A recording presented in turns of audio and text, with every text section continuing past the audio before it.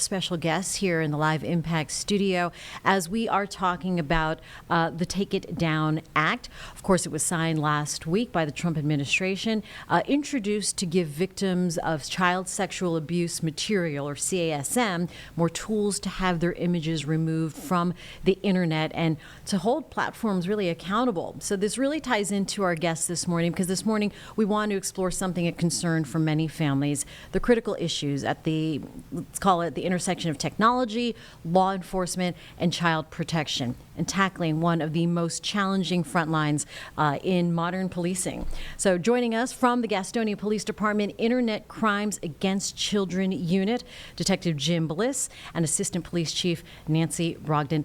Thank you, guys, for joining us this morning. I'll start with you, Detective Bliss. Give us an overview with the goals and the mission of the unit, the Gastonia Police Department. Okay, well, we're a three-man unit. Basically, our job is we receive cyber tips on the possibility of child exploited material that is floating throughout the internet. How we receive it at the end result for our tips, it's localized to our jurisdiction. Our job is simply, it's an easy way to put it, is when we get these tips, we validate, verify that the image or the video that we're looking at is actually exploited material, illegal material. And then at that point, we conduct our investigation, try to make a determination, is this something that the age possibility of who might be downloading it. That way we can make a determination, okay, do we turn it into an educational thing for them? Or do we have to proceed further with search warrants, looking at all their digital devices that it may have been downloaded or uploaded through, and then the forensic side, and then actual charges to everything. Our goal, though, is to catch anyone and everyone within our jurisdiction who's uploading or downloading, possessing this material. Yeah, I mean, besides complaints or tips, and Chief, maybe you can answer this, is how do you proactively look into material that might be out there?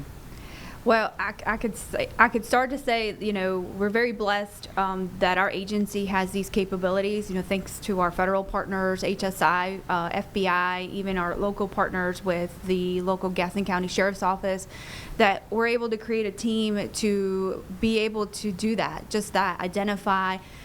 Basically, we're constantly every day monitoring this type of activity on the internet, and these guys and this team do such a fantastic job. They're constantly staying on top of and identifying subjects that are doing what they're not supposed to be doing. And yeah, and really what's now very scary, like I said, the Takedown Act involving images that should be taken off and more proactively. But now this concept of AI, and I mean, what are we talking about here, Detective? Well, and that's an area that is actually new for us in North Carolina, because we didn't have an AI law in place. Other states are now recognizing and seeing that this is an issue. Thankfully, though, we're starting to see some amendments to the law when it comes to exploited material.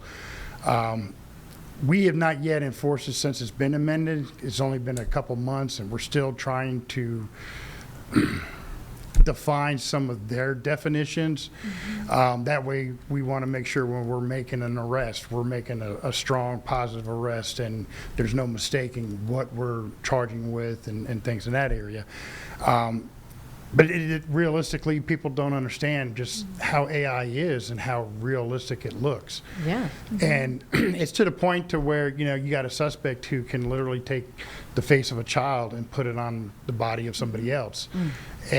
Or they can just recreate an actual child, and it looks like a child. And it's just hard to depict. In a lot of these cases, I can look at something and I can't 100% say that that's not a real child or it's AI. Luckily, there are some programs out there that does let us know, but the way the law is written right now, that's where we're confused, is because we have to be able to say that that is a face of a real child, or it depicts of a real child. We don't have to know the child's name, but it has to be of a real face. It has to depict a real child. Well, we're like, what does that mean? Exactly. So we need definition, clarity on it. And, we got, thankfully, the DA that I work with on a regular with a lot of these cases, she's aware of what our concerns are and where we want to kind of establish a case, and maybe not so much case law, but when we want to actually have a good solid arrest, when we understand what we're able to charge with. And because again, AI is just, it's so hard, and it's just new to us right now because we're on common ground. At least we're getting to the point where we're able to charge for it. Yeah, I mean, it is such a gray area, AI is, isn't it? Really for so many industries. And so the question then is, if a child is created or depicted through AI, we're still trying to learn whether if this is a crime or not. Is that what we're waiting for? Pretty much, yeah. I mean, it's just, we know it's there. We can make case law by charging somebody and then waiting for the Court of Appeals to make a final decision on it. We don't want to do it that way. I'd rather go ahead and make a firm, solid case, knowing that, okay, they've elaborated the definition of AI and what they mean by depicting a child's face to a real child's face. And they broke it down to everything from images to even dolls. Unfortunately, and people are creating those, and they're making them look like actual children, whether it's their grandchild or their nephew or niece. That's where we're trying to figure out, how do we make that determination that this is a depiction of a child somewhere? Yeah, I mean, so even prior to AI, there were already internet crimes against children without the use of artificial intelligence. Yes. So that is just another level of concern for parents, I would imagine, and not to mention just disgusting. Yes. Oh, yeah. Right? Absolutely. Terrible. So how do your undercover, I mean, without giving away procedure, policy, or strategy, how do your undercover operations then use this unit in trying to get perpetrators? And from there, what kind of precautions do parents need to take? And that's a good question. And the second part of that question we'll get to. Okay. But the first part of it is, we receive ours through two different ways. The proactive side of it is our computer programming, that the same as other programs, Napster, Sherazade, and all that. Our computers talk to computers all over the world, but we're generating and looking for certain things. And then once the computers tell us, hey, something's going on here, then we start our investigation. And from there, that's when we make a decision. What are we going to investigate? Are we looking at a certain house, or is it a business, or is there a possibility within the images and videos that we are seeing that are downloaded through our computer, is this something that potentially is actually actively happening? And that's the same as what we get when our cyber tips. The actual tips come, and I know a lot of people have heartburn with the social media apps. They really are doing good as far as working with law enforcement and identifying AIs and these images and videos. And a lot of times they're not viewable by them. They view it by a hash. Each picture is like a fingerprint. It's a forever. That picture will never change like your fingerprint on yourself. Okay. And so what happens is, the social media site, they see a picture and their AI identifies it and says, hey, this is possible child exploited material. So they then report it to NCMEC, which is the National Center of Missing and Exploited Children. That's where it would be at that point verified or validated as, okay, this is probably CSAM or child exploited material. And then it's bled down to the state where they think it's coming from. And then the State Bureau of Investigation, which is in North Carolina, they actually would get assigned that tip, and then it would be localized even more so, and they'll say, oh, okay, this is occurring in Gastonia. So they assign it to me and my two partners. Okay. And then that's where we make a determination of what we do next with that tip. So a lot of computers talk to each other, and then it pinpoints to Gastonia PD. Is this a big problem in Gastonia?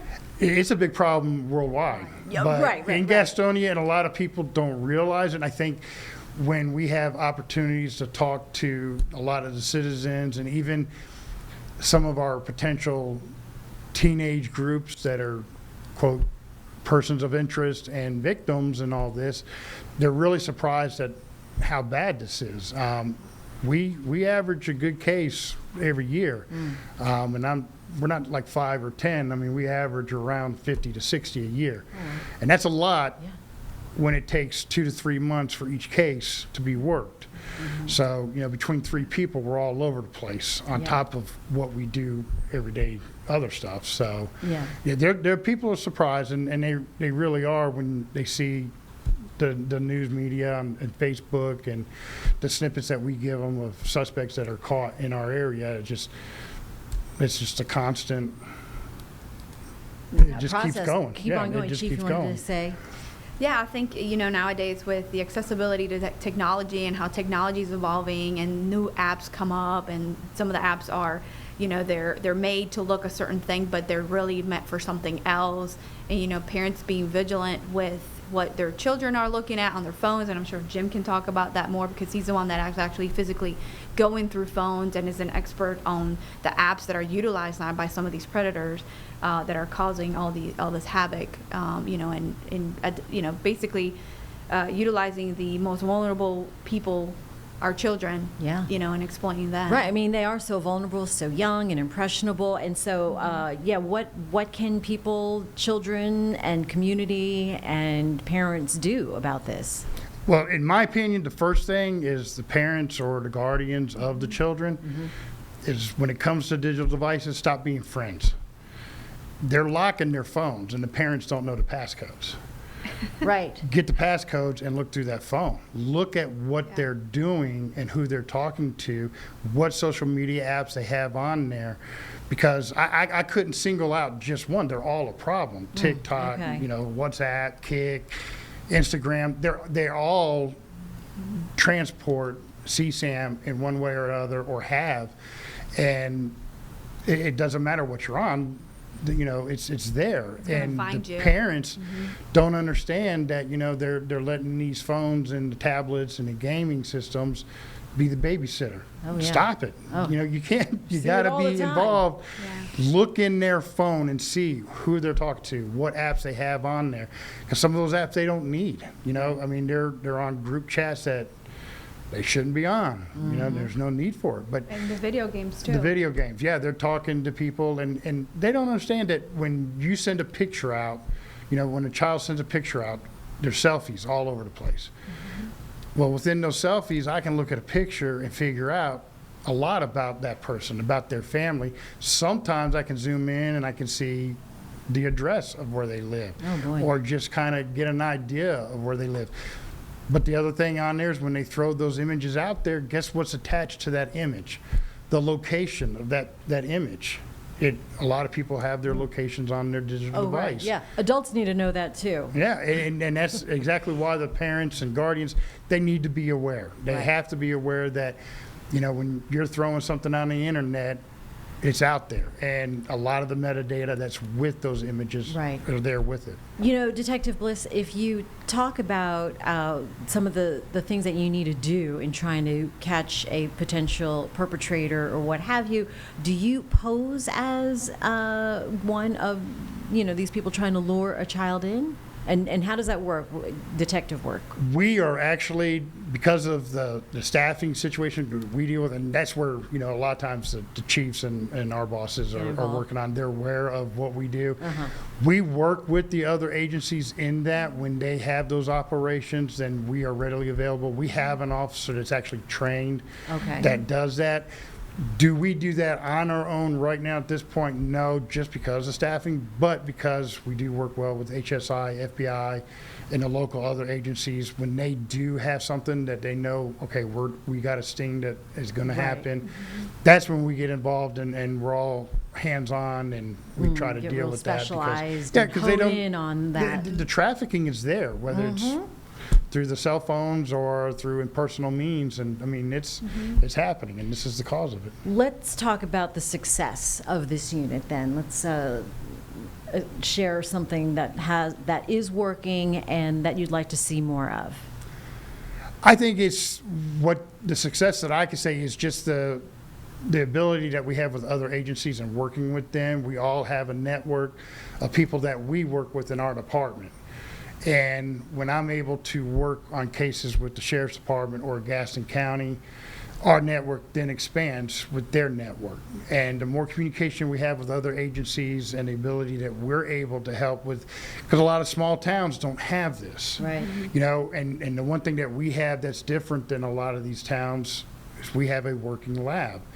And that's a part of our job is you have to, one, understand the investigation that we do, but you also have to be trained to get into these devices, break into them, learn the passcode, figure out what it is, get into these devices, find deleted images or deleted videos. And that's, I think that's the biggest thing that we have that makes our success rate so high is because the relationship we have with other departments and having that ability to network out and like if I'm stumped on trying to figure out where to find something or how to get it, I can go to somebody and say, hey, what do I need? Yeah, I mean, it takes a village, though, doesn't it? Yeah, it A does. network of people, parents, families, and the community to help each other out and protect children from these modern crimes Yeah, on the it internet. does, absolutely. Yeah, it's another thing to police. Yes. But we appreciate your work and the efforts made to protect the community, especially the most vulnerable. All right. Thank you so much. We have Gastonia PD in the Live Impact Studio sharing some news that we need to all learn about and protect children against these crimes on the internet. So we'll have more of that information on our website, WCNC Charlotte. You can share that with your friends. It doesn't matter whether you're in the Charlotte area or not. All right.